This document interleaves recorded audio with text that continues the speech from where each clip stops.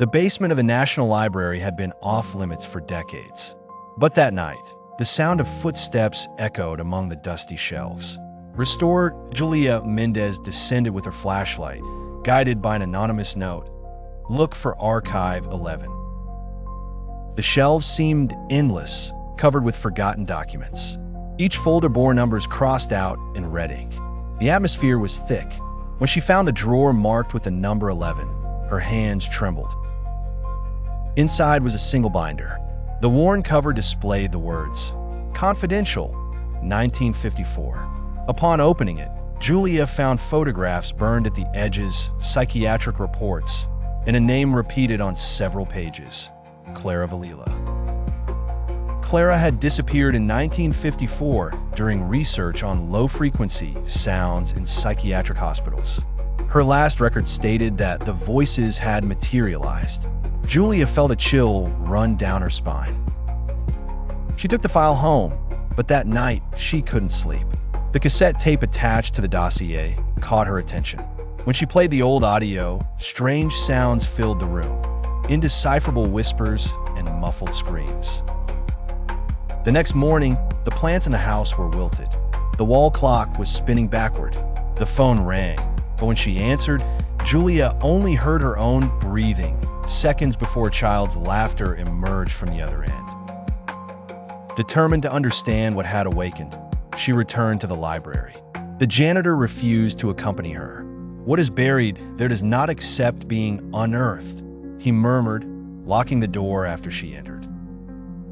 While consulting the old records, Julia found the name of a doctor, Dr. Lazaro Tavares. Apparently, he had conducted experiments with Clara, trying to document the sonic interdimensional interference. She traced the doctor's address. To her surprise, the old hospital where he worked still existed, abandoned of course, but standing. The next day, she went there, taking the file as a guide and an audio recorder. The hospital was a skeleton of concrete and rust. Upon entering, Julia felt the air grow heavy. In a main corridor, scratched inscriptions on the walls read, "They do not speak, they copy." Further down, "Do not listen twice." In the former office of Dr. Tavares, she found a secret door behind a fallen cabinet. Steep stairs led to an underground laboratory. When she turned on her flashlight, the walls trembled slightly, as if alive. There was an armchair with restraint straps and old speakers around. In the center, a diary. The doctor's last note read, "She no longer hears with her ears. Now, she listens with her whole body." Suddenly, Julia's recorder turned on by itself. The same whispers from the tape echoed again, now clearer. Voices called her name. When she tried to flee, the door closed on its own. The environment began to spin. She woke up hours later, lying in the armchair. Everything was calm, but a feeling of emptiness consumed her mind. Looking around, she realized the recorder was still running, but it was playing a voice, hers. Julia tried to delete the file, but it replicated itself. Every electronic device she touched repeated her voice, but in phrases she had never said. Ancient words, as if she were trapped in another timeline. Since then, no one has seen her again, but reports have emerged. A woman appears in out-of-tune radio audios, whispering, "Do not look for Archive 11." And every time someone listens, a new file appears in the library.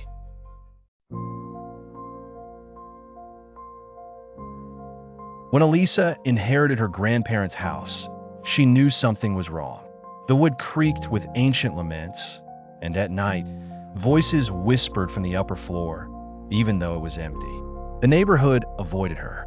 They said no one lived there for more than a month. On the first night, the sounds began at 3:03 a.m. A thin laugh echoed through the ceiling.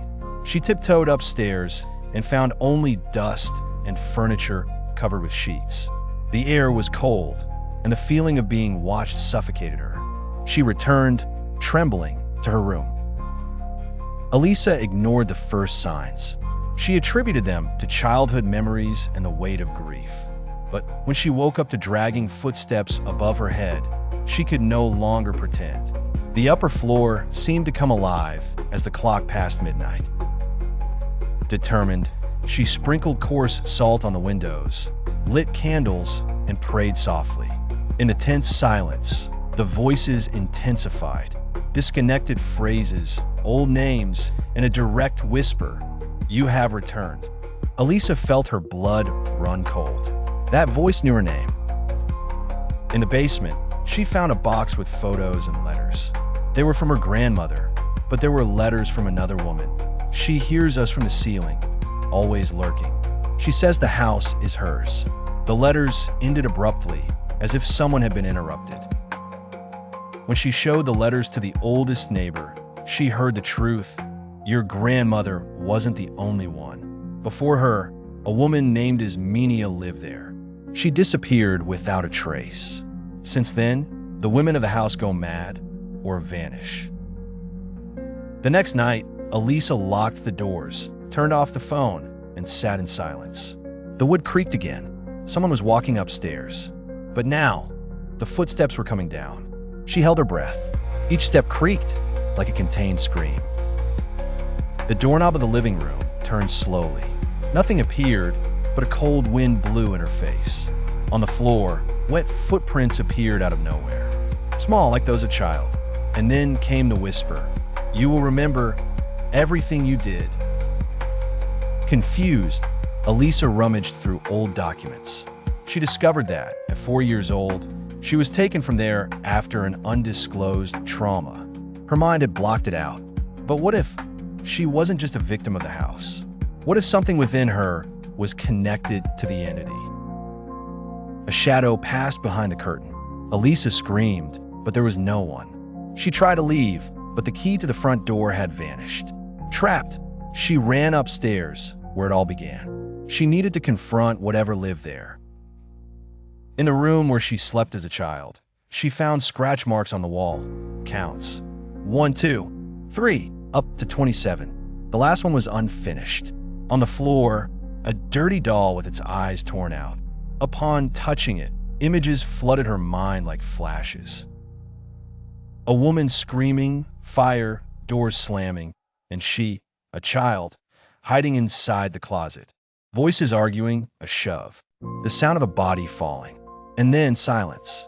The forgotten trauma now throbbed in her head. She had seen something she shouldn't have. The voices began to repeat. "You saw. You know. You stayed silent." Elisa cried, apologizing. The house seemed to tremble with the anger of the invisible presence. A sharp scream echoed from within the walls. Suddenly, the bedroom door closed by itself. Locked. In the corner, a feminine figure formed in shadows, hollow eyes, disheveled hair. "You left me here. Everyone left me. Now you will stay too." The next day, the neighbors noticed the house was silent. No lights, no movement. The door ajar and the smell of burnt candle. Elisa had vanished.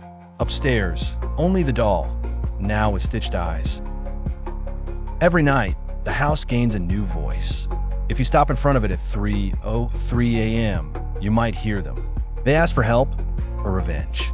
And on the upper floor, the footprints continue to multiply, one for each soul that gets lost inside. The house is never satisfied.